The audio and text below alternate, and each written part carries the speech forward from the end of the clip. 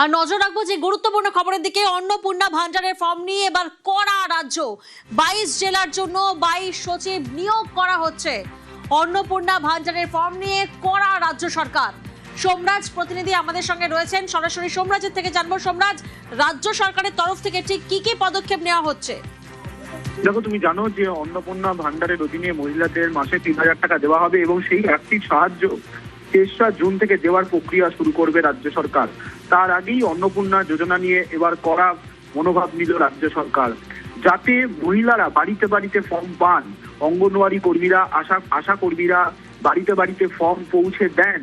সেই কারণেই 22টি জেলার জন্য 22 দপ্তরের সচিবকে নিয়োগ করা হলো। তারা জেলায় যাবেন এবং তারা জেলায় গিয়ে আশা কর্মীরা, অঙ্গনওয়াড়ি কর্মীরা অন্নপূর্ণা ভান্ডারের ফর্ম দিচ্ছেন নাকি এবং সেই ফর্ম সময় মতো সংগ্রহ করা হচ্ছেন নাকি, 2রা জুনের মধ্যে সেই টার্গেট পূরণ করতে হবে এবং দপ্তরের সচিবদের জেলায় থেকে সেই কাজে নজরদারি করতে হবে।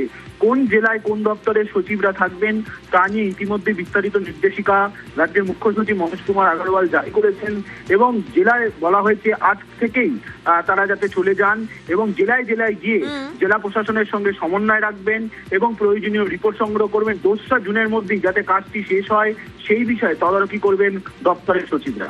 বেশ।